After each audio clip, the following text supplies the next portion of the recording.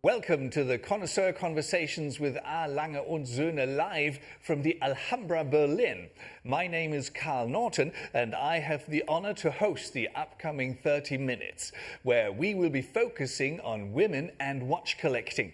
In March 2020, the New York Times published a piece focusing on 6 female watch collectors, their introduction to this wonderful world of watches and their respective collections.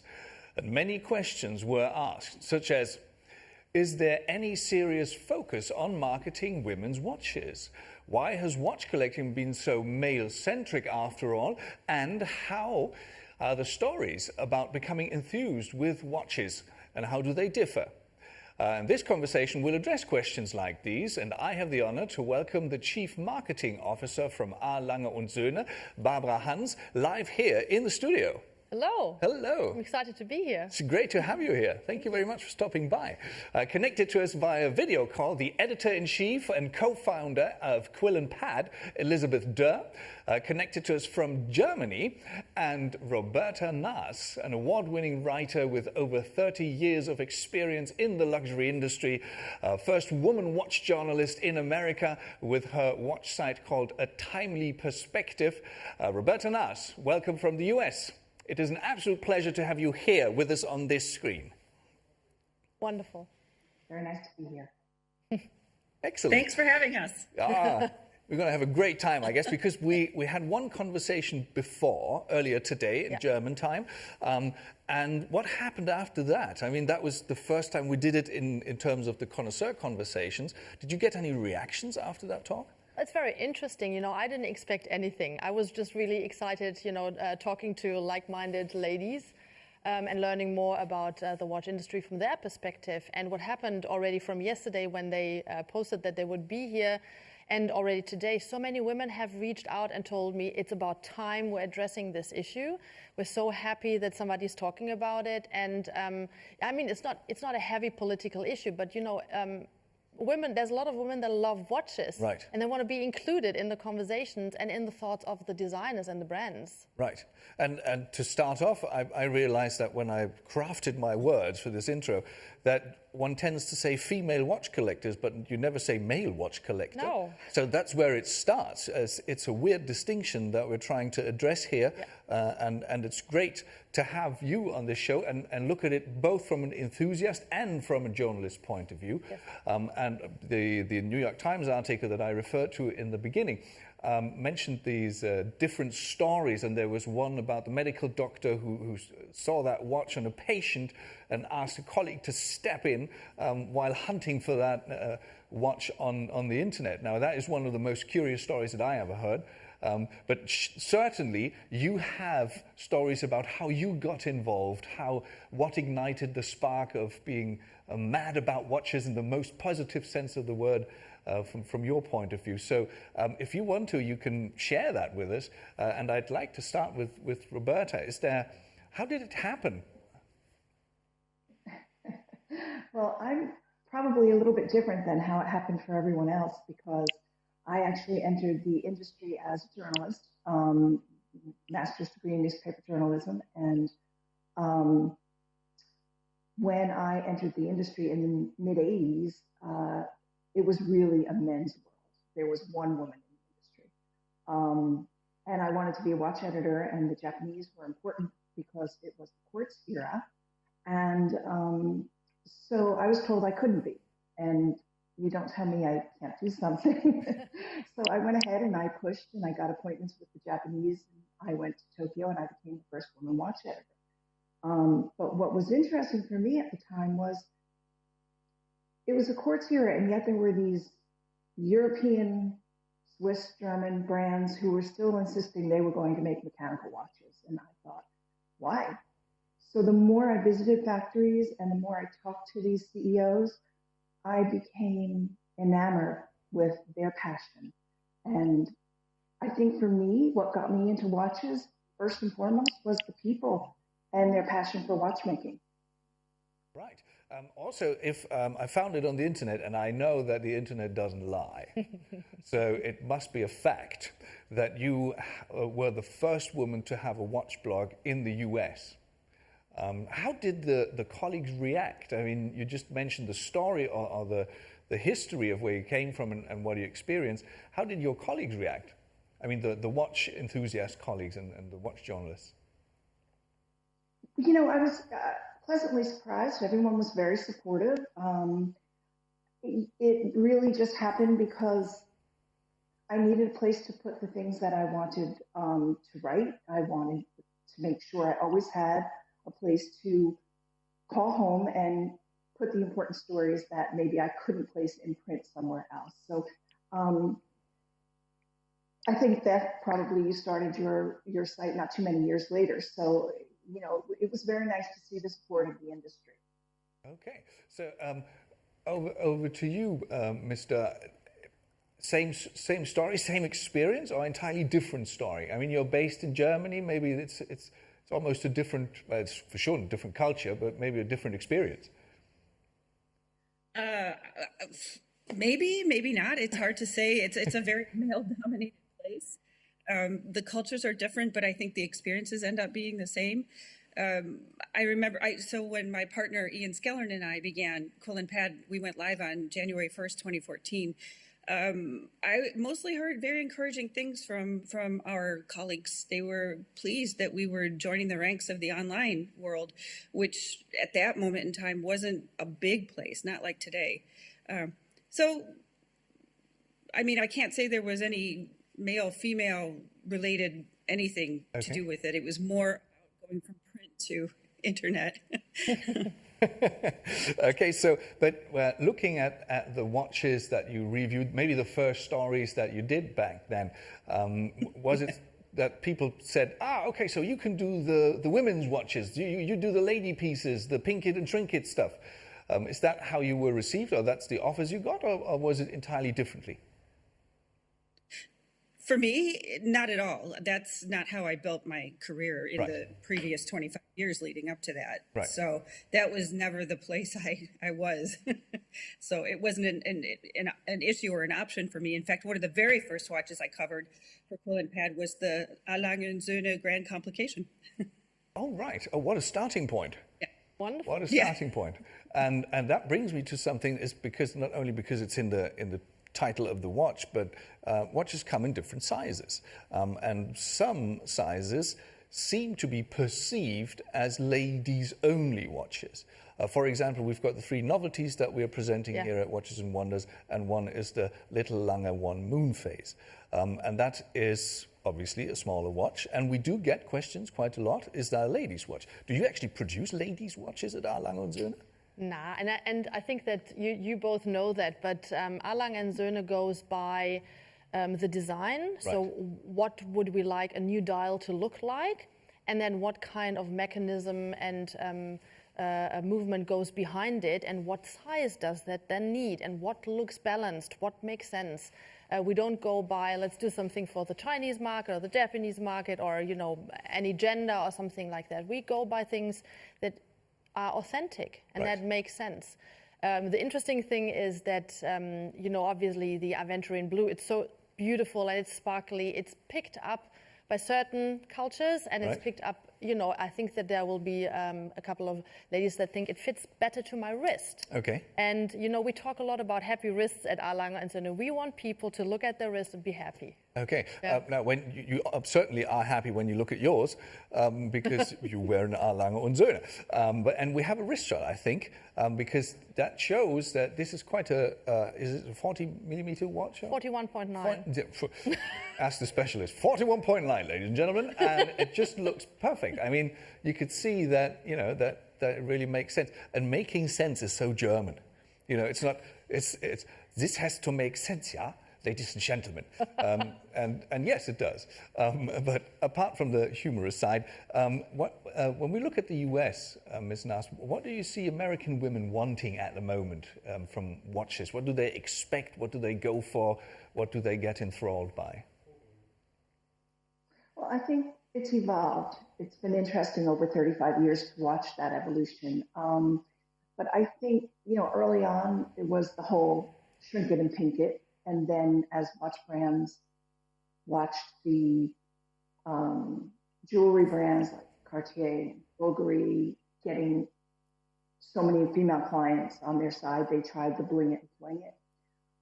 But today, I think none of that really works. I think women, especially in America, the collectors want a serious watch. They can buy what they want. They don't look at whether it's a men's watch or a ladies' watch. In fact, I know women collectors who run the other way when they see diamonds. So I think it's more about offering form and function, useful complications. I think the tendency on the part of watch brands is to offer moon phases. Women want moon phases. They're romantic. But, women want calendars and chronographs. And so I think I've watched the American female collector, if we have to use the pronouns, really blossom. And they're looking for serious watches. Okay, so let's compare that with Germany, or at least Europe. Mr. How are the watches from a.lange und Söhne perceived by the women watch collectors that you talk with?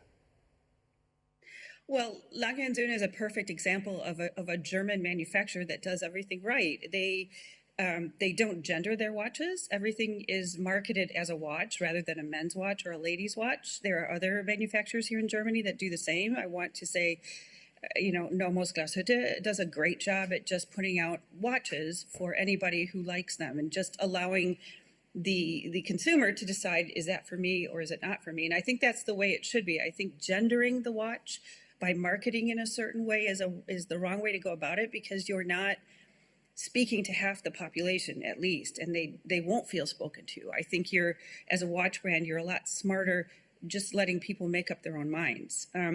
If you want to talk about German culture or European culture, people here tend to like things that are cleaner, a little bit more sober, with perfect design, the kind that you'll find at a.lange and Söhne. The design is just absolutely spot on perfect. So if that sort of watch appeals to you, it doesn't matter what gender you are going to find a piece you love in that collection. Right. Thank you very much. And that brings up something really interesting. I mean, you find pilots' watches, you find divers' watches, you find watches with associations to cars, and then you find women's watches, although it sounds like a category. And I mean, you must have discussions about that when you're at the Stammhaus. You must be sitting there at least reflecting it. Well, I hope that me coming into the team is one of the reasons behind is, going away from that and being more balanced and inclusive of that.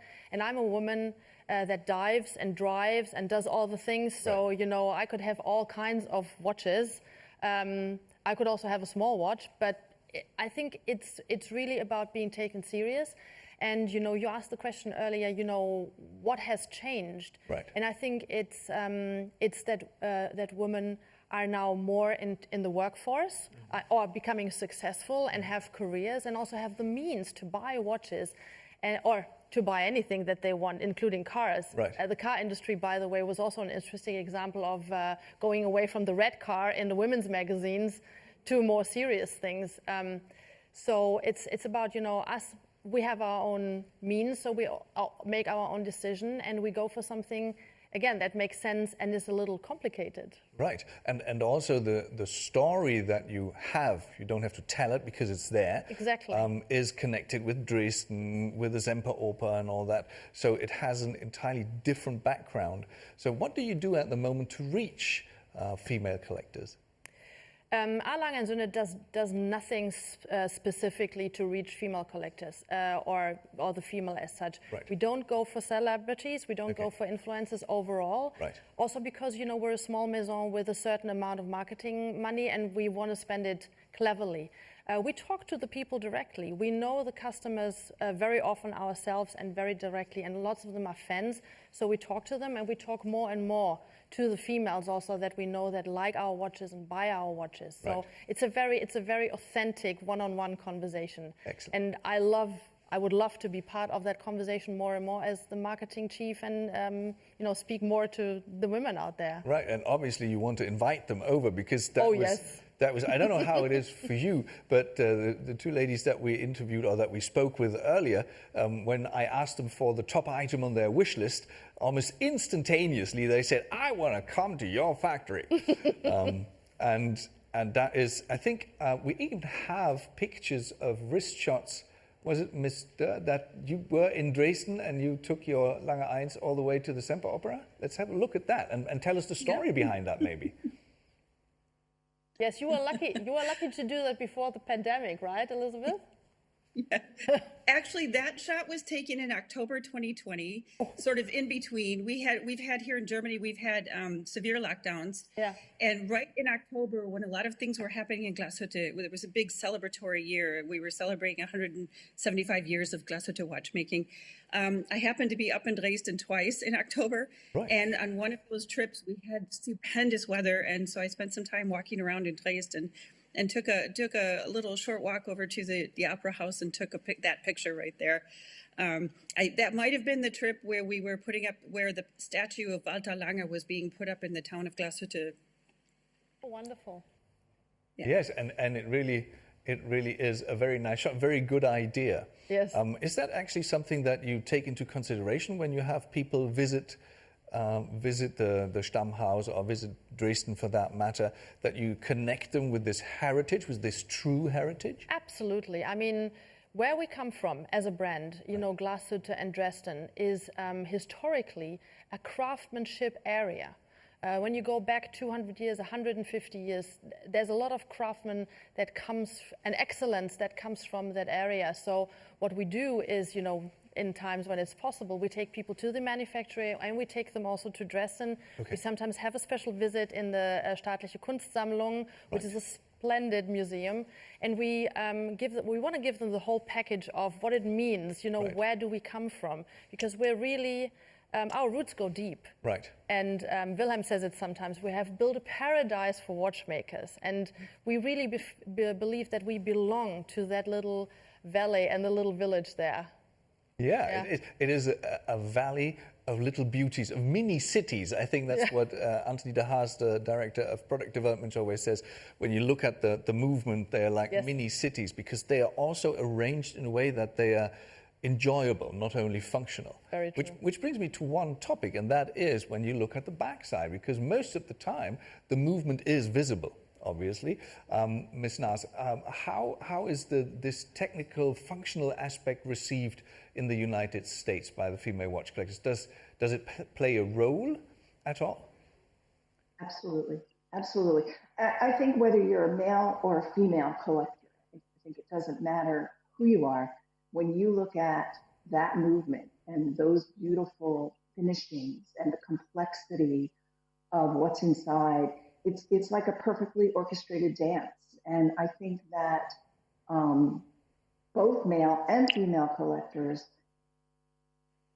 can admire that and care about that technical aspect. I think that's what makes the brand so special. It's like you've got a secret on your wrist, and only an insider knows that you're walking around with an expensive watch that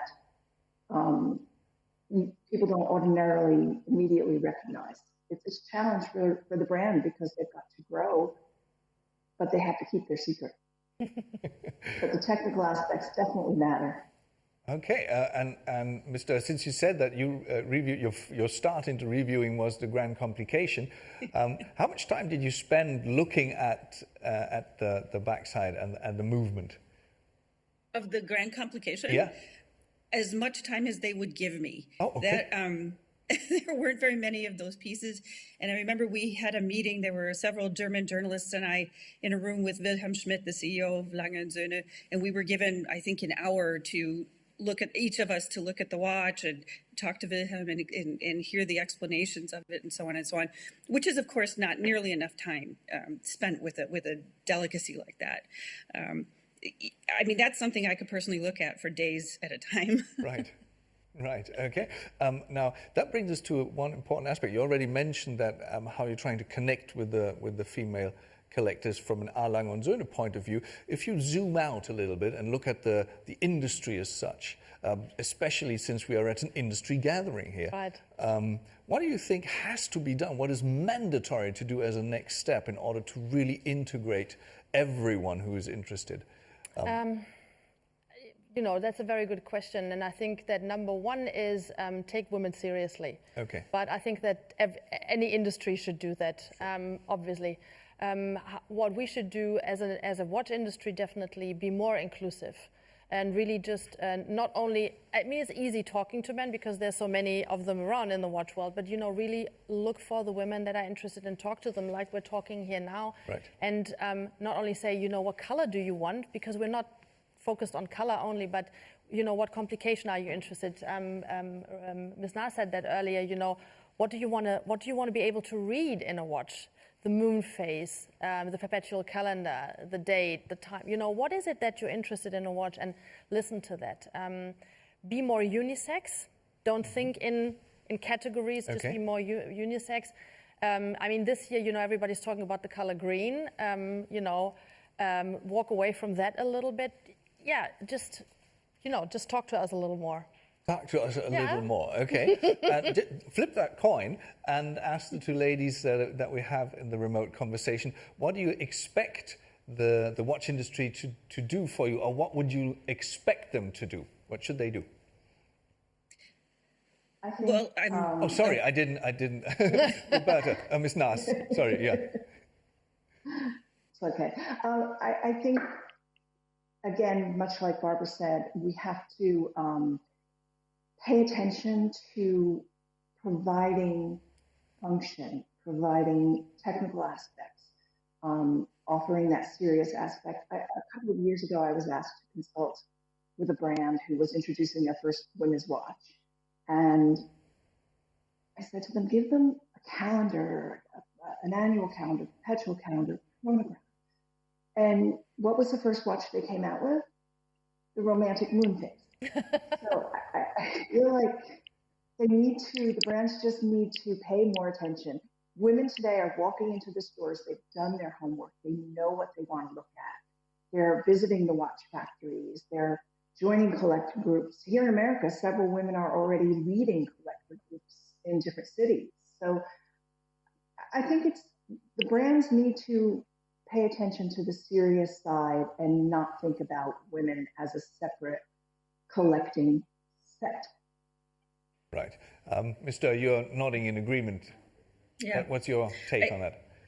I agree. When the brands market, I think they're smarter just to be inclusive in their communication. I feel like we've sort of been left out of this communication all these years. Right. I just think it's smarter if they allow us to make our own decisions and include us in the conversations. We like the same things men like. Right. Most of the time. It just has to be a little more proportionate sometimes for my wrist, because I happen to have a very small wrist, so I'm not going to buy, a 46 millimeter watch, for sure not. But, it doesn't matter who the watch was actually made for, as long as it's proportionate on my wrist and I like it, right. I would like to buy it. And that's what brands need to consider, I feel. I mean, Carl, if you think about the Vogue in November, when it's the Christmas issue and, everybody's flicking through and thinking, okay, so what can I tell my husband to give me? And it's filled with jewelry and colors. Right. It's filled with the smaller, funny colored watches. And there you are thinking, but I don't like any of that. Right. So where do I find the stuff that I can actually, even if I wanted to give it to myself, where I can find that? I have to go to the man's journal. I mean, that's just odd. Right? Okay. Yeah. I mean, I think you know what I'm talking about. So I completely agree with them. Okay. And yet it still happens. I mean, yes. On the other hand, as we heard earlier today when we spoke with Lang Lang Thong, she said she does all these wrist charts. She has them on Instagram, and she thought, and I don't know whether you were ever in conversation with her Ms. Haas or Ms. Doerr, she thinks of watches like superheroes, like a costume that she puts on according to how she feels in that specific day. Do you get stories like that when you speak with female collectors, that they have this unique approach? You're going to laugh, but I don't really speak with female collectors that often. Okay. They're a little more discreet. I don't know that many. Okay. I know a few. You know, Roberta talked about earlier about the women who lead the collectors groups. I know them, and we talk sometimes. Right. But honestly, for years and years, I was looking for a female collector to interview, Right. and I couldn't find one who wanted to talk. It was an okay. interesting phenomenon. Yeah. I think they're just a little more discreet. So now I have to wing back around to the original point. The superpowers Which of the was? watches. The superhero, the idea, this metaphor of the watch does something with me and for me. That was it. I know from my personal experience, when I pick out a watch, I usually plan my outfit around my watch, and that sounds ridiculous, but I do, because each of my watches has a specific function it fulfills. It tells a lot about me, and I feel like when I wear it, I feel much more confident in myself. So then I plan my clothes around the watch, and then I know I'm okay. Oh, okay. That's a good idea, actually. I might steal that. I don't have that many watches, but I have more clothes than watches, obviously, and more suits than watches also. But that's a great idea, to incorporate it and to have the functionality and all this making sense, and at the same time thinking of it as an ensemble piece. But something really interesting that you mentioned there with women collectors being so discreet. Is that something that you notice as well now that you get sort of more and more into the conversation? Yes, I think it's still a little bit like that, but I can also see that more and more women are stepping out and are talking about their collections and are getting into a group and discussing what to buy next and what they like and what is their holy grail piece. Holy grail is a big theme in watch collecting groups. What is your next big piece, or what is the one when if money wouldn't matter, what is the one piece that you want? Okay. Yeah, and there's a lot of discussions also in the women's groups about that. And it's a lot more open than it used to be. More open, yeah. What's the next big piece that you want? That is just too good to let it pass it by, which is why I will, or I'd like to, direct that question to the two of you. Mr. What's the next thing that you'd like on your wrist? Well, the next thing I'd like is unobtainable. So we'll just go with, I really love that little a.lange one that you just brought out with the aventurine dial. If I had to pick something next that was slightly reachable, it would be that. Okay, very good choice. And Ms. Naas, what would your choice be? Well, while I love the triple split, this year, the one that got me is the perpetual calendar. Especially the limited edition with the gold dial. It's, I think, maybe 600 plus parts inside. It's got, it's an in-house, so I think the 67th movement. It just checks all the boxes for me. Right. That would be my watch. Okay, so we've got two quite distinct. Well, I mean, we've got three novelties. As if by magic, I have three people to ask, and I know you're the CMO, so it's really difficult for you. But I might just give it a go. If you don't want to, that's totally fine, because they're your babies, and you don't have a favorite child. I mean, what can I say? I love them all. Right. I've been wearing the little a.lange one quite a bit for the wrist shots we did recently, but I have to say that I'm completely in awe of the triple split. Okay. It is a heavy thing, right. but it's just so amazing. And right. If you think about, I mean, first of all, I like the dial. It's just super beautiful with a dark blue, and I love blue. But also when you think about all that mechanism that's inside and everything their watch can do, and it's right. all handcrafted and it's all mechanical, it just right. It leaves me baffled, speechless. Okay. Yeah, it still does that. Excellent.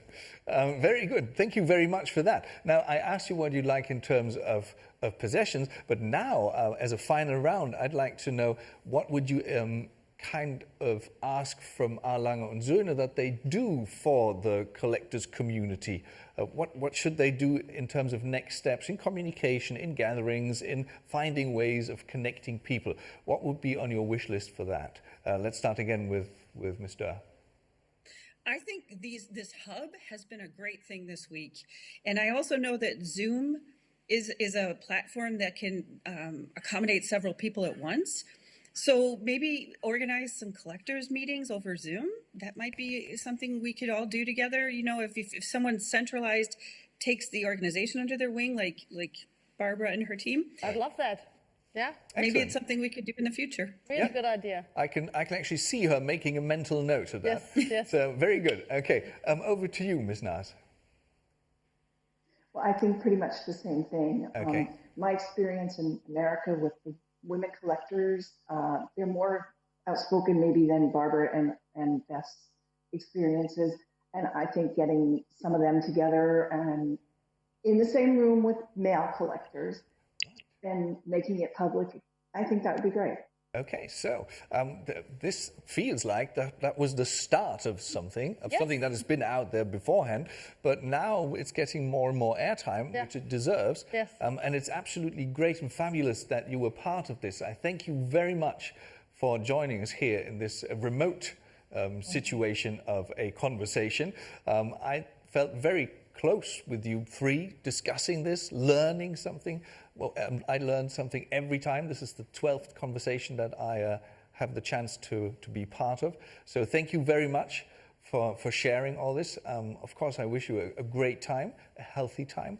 And of course, I wish you and thank you that you're here. And I wish you the same. Stay healthy and stay enthused with watches. I will, and thank you. And you know, I really feel the same. It's been the start of a conversation. Let's keep on doing this.